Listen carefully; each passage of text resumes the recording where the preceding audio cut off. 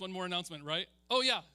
Next week, next Sunday after church is our annual church family meeting. If Branches is your home church and you are grounded here, you're rooted here, you're growing here, investing and serving here, this is a time for us to all gather together and hear, we'll give a little bit of where we're at from last year, where we're going this year, and it entails finance stuff and vision for where we're headed. So hope you can stay for a short while after service next week.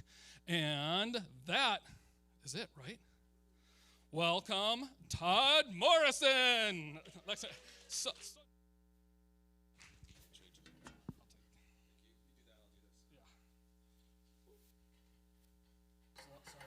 I got this drum in your way. It's not my way. You can play it. If it goes south, I will. All right, we're back into our series that we're calling Supernatural. We're looking at the miracles of Jesus in Matthew 8. So this week we're in Matthew 8, 14 through 17. And it says this: when Jesus arrived at Peter's house, Peter's mother-in-law was sick in bed with a high fever. But when Jesus touched her hand, the fever left her. Then she got up and prepared a meal for him. That evening, many demon-possessed people were brought to Jesus. Yeah, hit you later, some of you, yeah. That evening, many demon-possessed people were brought to Jesus. He cast out the evil spirits with a simple command and healed all the sick. This fulfilled the word of the Lord through the prophet Isaiah, who said, he took our sicknesses and removed our diseases. So these events are found in Matthew's gospel, in Luke 4, and in Mark 1. So I'm going to take pieces of all the different gospels to create a complete picture of what happened here and to talk about why it matters so much. This seemingly insignificant thing that Jesus did after church one Sunday matters a lot to us.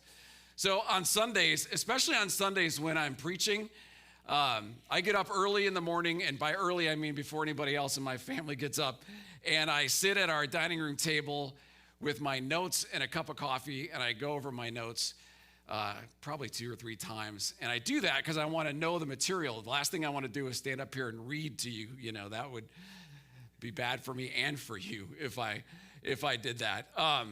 After church, I usually feel spent and drained, but in a good way, because it feels good being together, right? So I go home typically on a Sunday afternoon, especially now that golf season is back. Because if you ever want to take a nap, just throw golf on television. So right now it's the Pebble Beach Pro-Am, and they're playing down there, and I'll turn that on. Oh, actually, not today because we're working on a project. But on a different Sunday, I would turn it on and get some rest. And by rest, I mean take a nap, yes. And that's the Sunday afternoon for lots of pastors.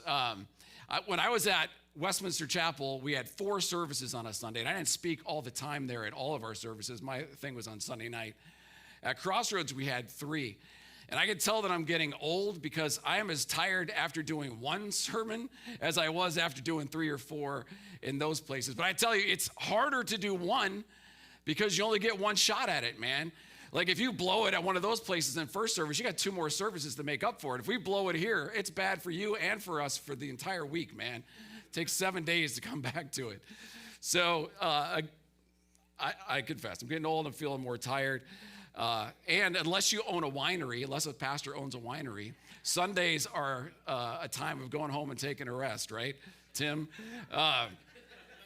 Even Jesus on the Sabbath wanted to take a rest. And we see that here in Matthew 8.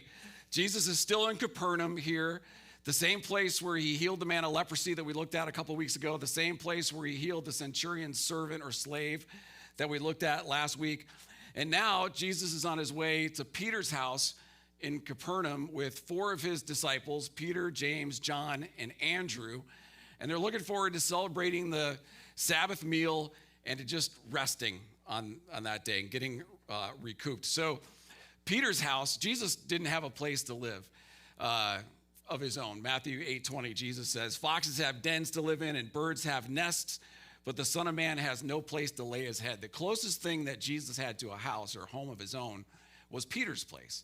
And so periodically throughout Jesus' ministry, he and his disciples would end up back at Peter's house in Capernaum, which served to be kind of a headquarters for them. So here they are. They're on their way back to share a meal. But the rest that Jesus is looking for is not going to happen quickly, because his teaching in the synagogue that morning had blown people away. Again, they were saying what we've already looked at in earlier parts of Matthew.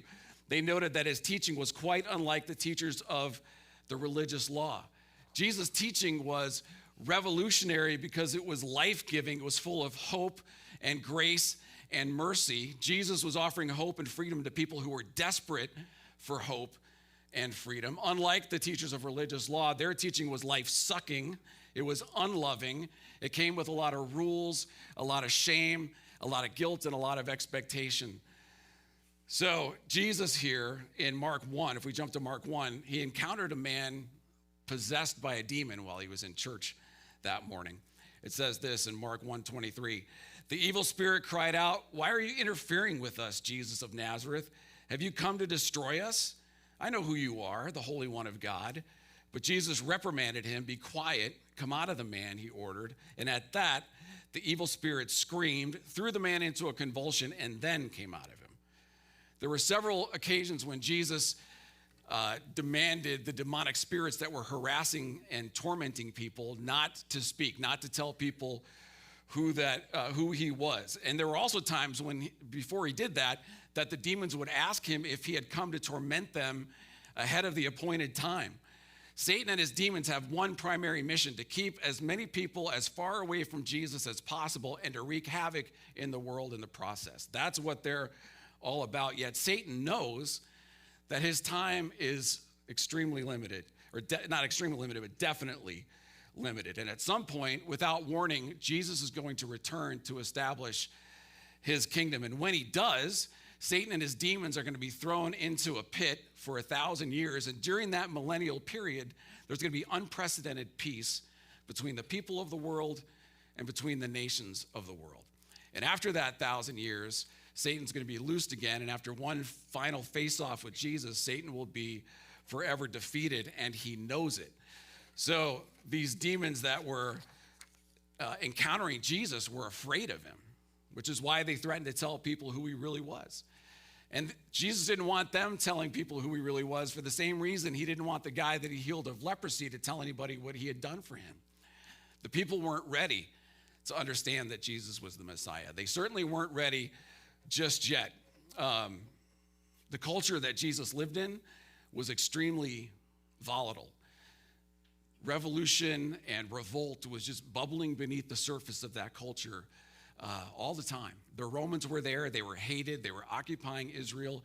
And every few years or so, some new revolutionary would rise up, gather a bunch of people, and try to overthrow the Romans. And every time they did, the Romans put it down, and they put it down hard. In fact, the Romans were famous for, psychological warfare. They would line streets with crosses, and they would hang people who went against them on those crosses for everybody to see. That's how brutal the Romans were.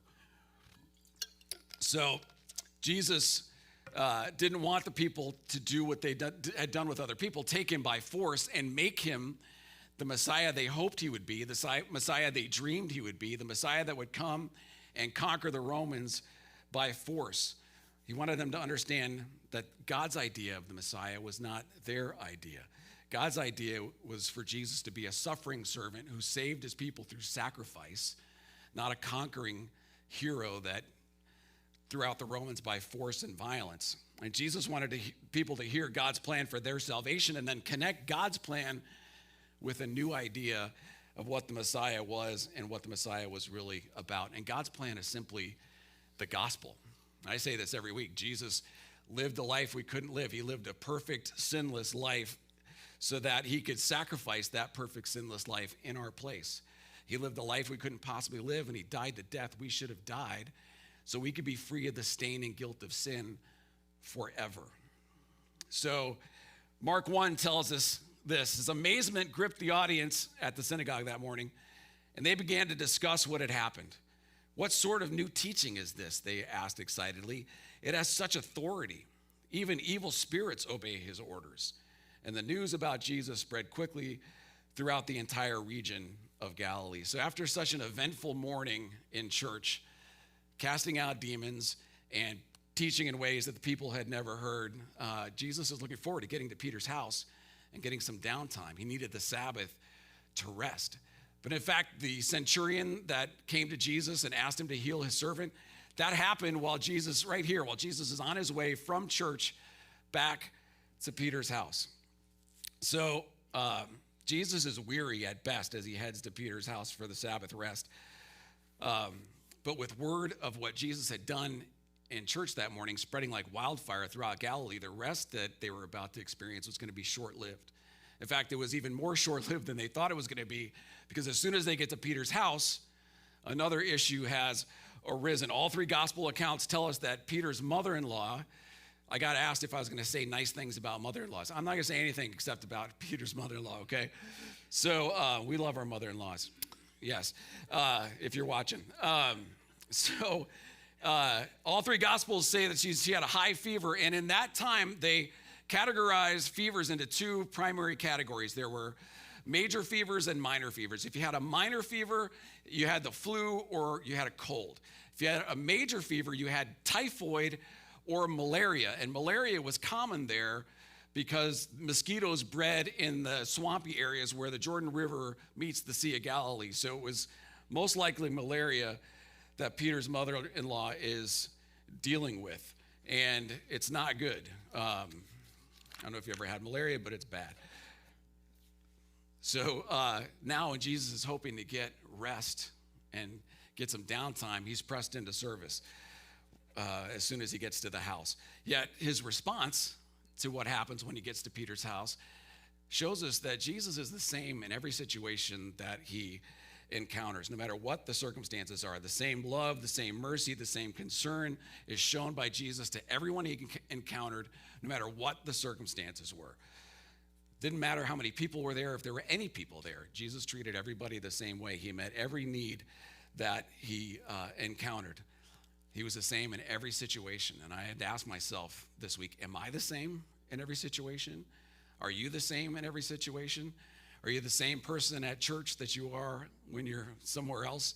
Are you the same person? Does your vocabulary change depending on what crowd you're with? Does mine? Yeah, we got a yes already. We got an amen off that one.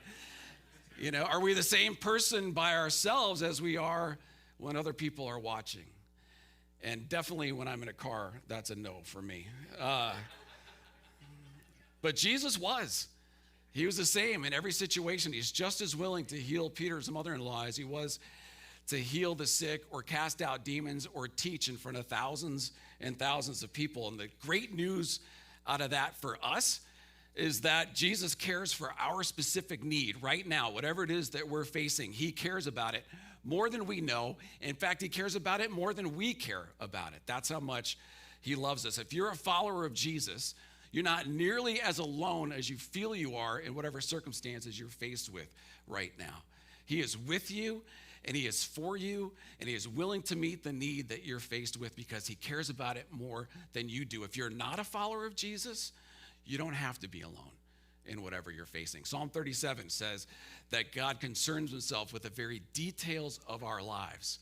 He cares for everything that's happening with us, and he will never refuse us. We can bring our worries, we can bring our relationships to him, we can bring our pain to him, and he'll never refuse us. Look at what Jesus said in John 6. Those the Father has given to me, which is all followers of Jesus, will come to me, and I will never reject them.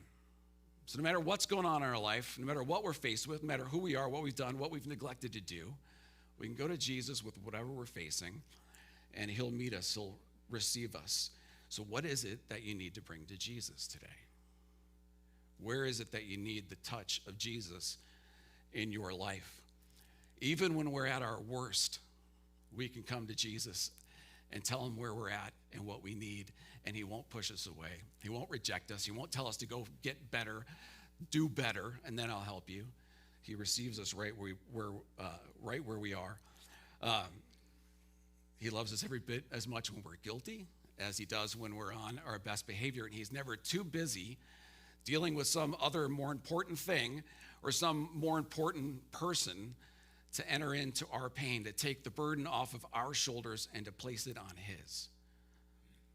So You, by the way, are the most important person in the world to Jesus. Now you look around and say, wait a minute, Todd, how can you say that? There's a bunch of people in this room. Yeah, you're all the most important person to Jesus. He has the capacity to love that much, and he does.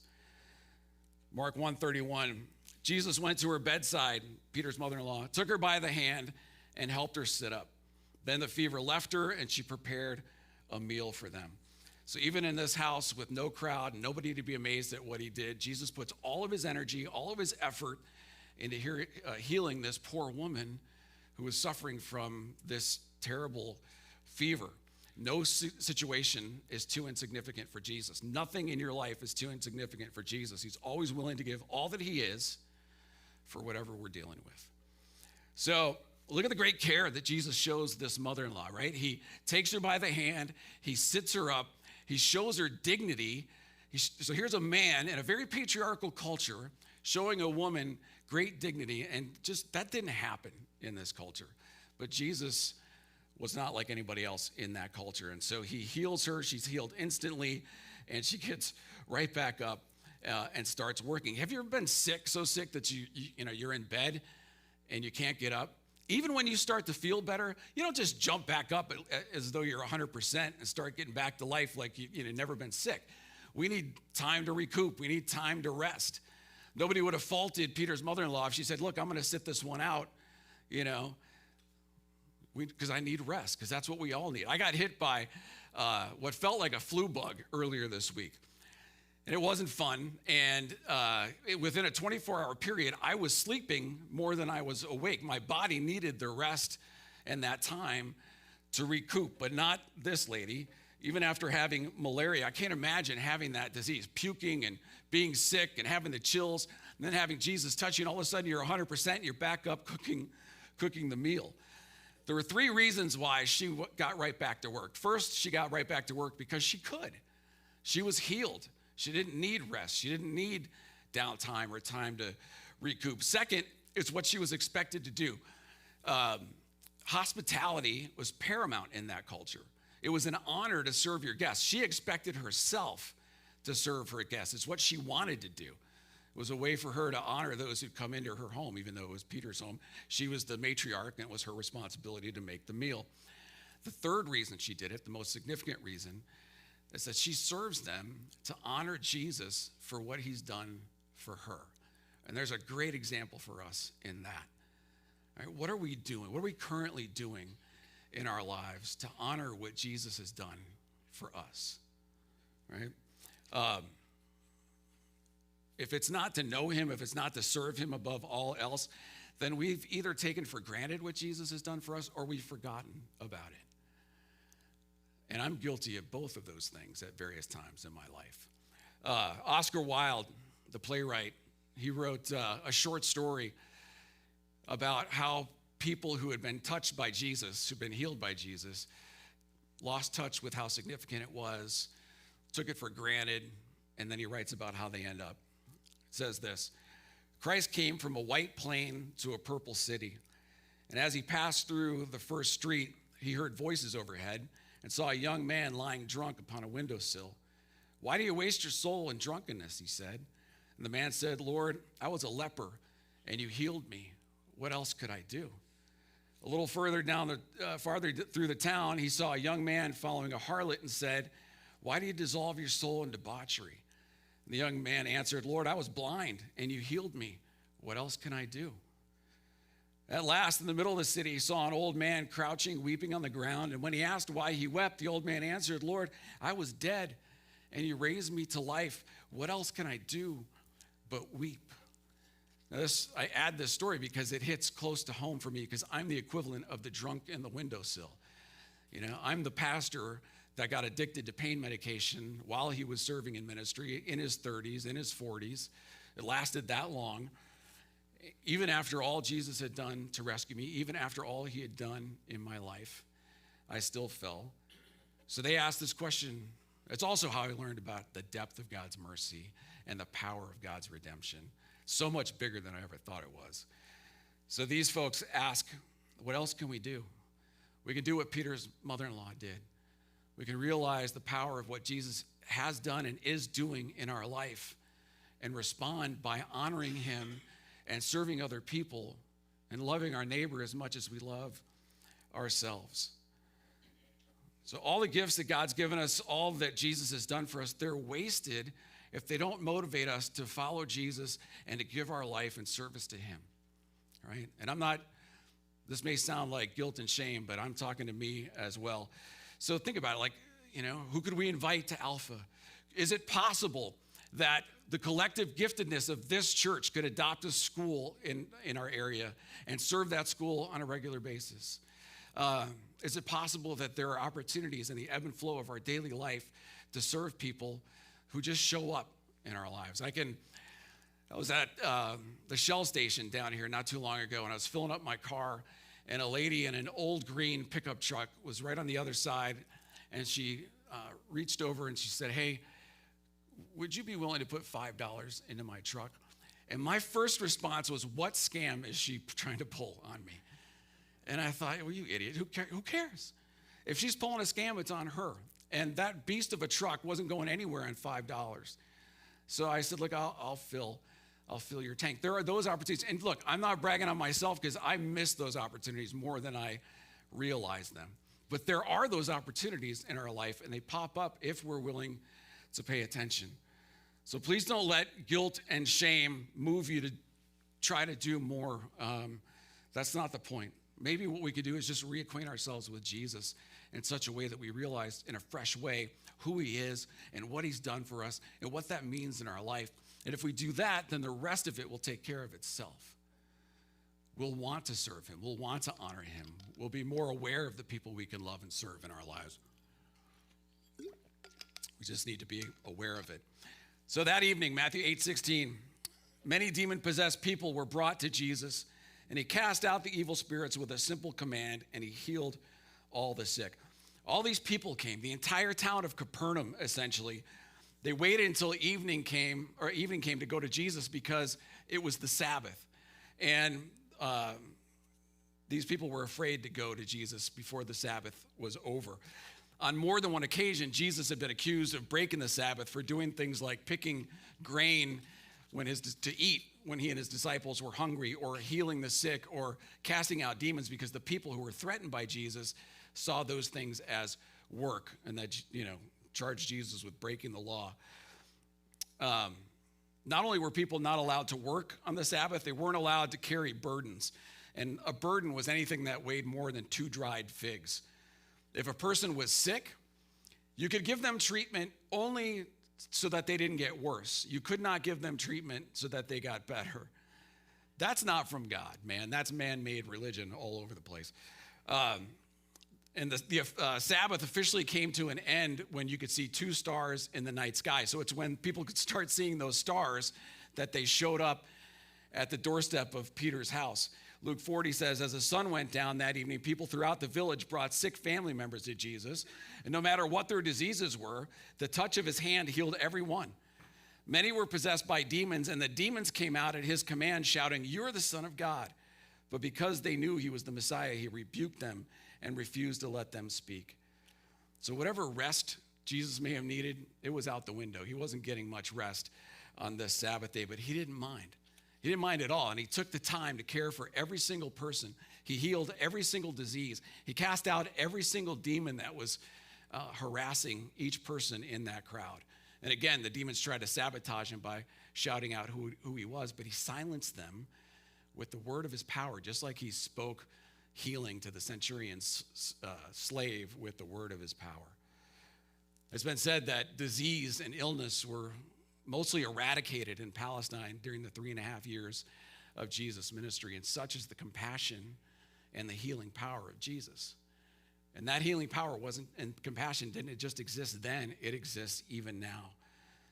And Jesus is the same yesterday, today, and forever. And just like there was nothing keeping Jesus from helping all those people that came to Peter's door, there is nothing keeping Jesus from touching the place in your life that you need him to touch. There is nothing keeping Jesus from lavishing his grace and mercy all over your life and all over mine. There's nothing you've done or neglected to do that could exclude you from receiving his mercy or forgiveness.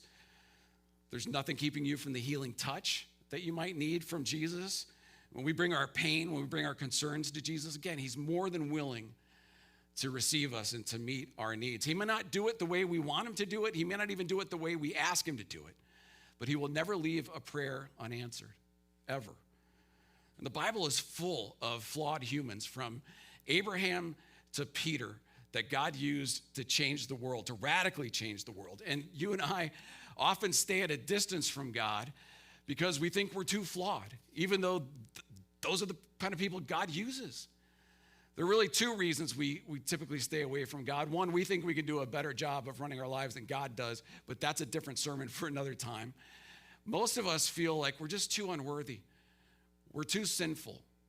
We're too messed up. We feel like we have to do more good things, more religious things in order to have God feel like we're acceptable.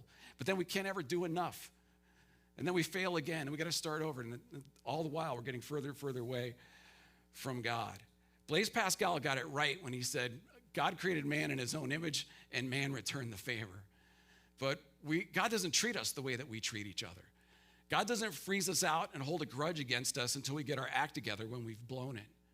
He welcomes us as much when we've blown it as he does when we're perfect. But when we're perfect, when we're doing well, we tend to, that's when we tend to think we can do a good job on our own. Even when we fail on an epic scale, the best and only place for us to go is right into the loving arms of Jesus. Because it's in his arms that we find redemption and forgiveness and hope and peace and joy and purpose. And we don't find those things anywhere else in life. Certainly not to the degree we find them when we go into the loving arms of Jesus. So what's keeping you right now, with whatever you're dealing with, from running directly into the loving arms of Jesus and to receive his mercy, to receive the grace that he wants to lavish all over your life? Don't let it be guilt or shame. Don't let it be a sense of unworthiness. Those things are not big enough to keep us away from Jesus. They are certainly not big enough to keep Jesus from meeting us right where we are, forgiving us and restoring us. So the reason that Jesus could receive the entire town of Capernaum and meet all their needs is because of what Jesus did the next morning. He did as often as he could. Mark 1:35 says, before daybreak the next morning, Jesus got up and went out to an isolated place to pray, to meet with God. The only reason Jesus could minister to the people the way that he did is because he found regular time in his life to connect with his Abba Father, to pray, to be in an intimate relationship with God. One of the things I love about Rooted, which so many of you did, is that it encourages us to find a regular time every day to spend time with God in prayer and in reading the Bible. Not a lot of time necessarily, but just time. When we do that, that's how we find strength to get through the stinking day with all of its pain and complexities and unknown things that hit us out of the blue. It's also when we meet with God that way, we find time to pray and read the Bible. It's how we hear from God. It's also how we understand what his will is for our lives. And if we don't have a regular time to be alone with God and read the Bible and pray, it's impossible for us really and truly to know and follow Jesus. We can come to church, which is awesome. It's awesome that we're here. Don't hear anything else from me on that. But church is meant to supplement, to complement our relationship with God on a daily basis, not substitute for it, okay? It's a good thing to do, but it's not meant to substitute our regular time with God. We need an ongoing, regular, personal, intimate relationship with the living God who loves us more than we possibly know and cares more than we possibly know about our own circumstances, wants to help us. So I'm not throwing guilt and judgment. I don't have this figured out. Here's my journal. My journal is my ongoing conversation with God. Lots of prayer, lots of pouring my heart out to God in this. On the days that it's empty, and there are quite a few days that it's empty, I'm also empty on those days. There's without question, compared to the days when I'm connecting with God. Imagine how different our lives could be if we found regular time to meet with the living God who loves us with relentless tenderness and cares more about our circumstances than we do. How different might our lives be? So Matthew, we talked about this in the past. He was all about proving to his Jewish audience that Jesus was the Messiah they were looking for. And he did that by connecting Old Testament prophecy to the things that Jesus actually did. And Jesus fulfilled like 400 prophecies. Remember, we talked about the odds of one person fulfilling that many prophecies, like one in a googolplex, or whatever it is. It's impossible. It's only because he's the Messiah that he fulfilled these things. And so Matthew quotes in verse 17, Isaiah 53, and it says this: "This fulfilled the word of the Lord through the prophet Isaiah, who said, he took our sickness and removed our diseases." We often use Isaiah 53 on Good Friday to talk about all the things that Jesus suffered when he gave his life for our sin on the cross. But this part of Isaiah 53 talks about what Jesus did in his lifetime for us. He healed people because he has a relentless affection for his creation, for his people, for the children of God. He wants to care for our needs, and he does. He has sympathy and compassion for us. He cares so much about our suffering and our pain that he views it as his own, which is something to think about. One commentator I was reading this week said that when Jesus healed somebody, he took on that person's weakness and that person's pain. And that is absolutely what Jesus does with our sin and brokenness. On the cross, he took those things on so that we didn't have to bear the burden of those things anymore. So as we get ready to go to communion, where do you need the touch of Jesus in your life today? Do you need healing like Peter's mother-in-law? Do you need to carve out time in your life for God? Do you need to respond to what Jesus did the way that Peter's mother-in-law did, by serving Jesus, by honoring him, and by serving others in your life?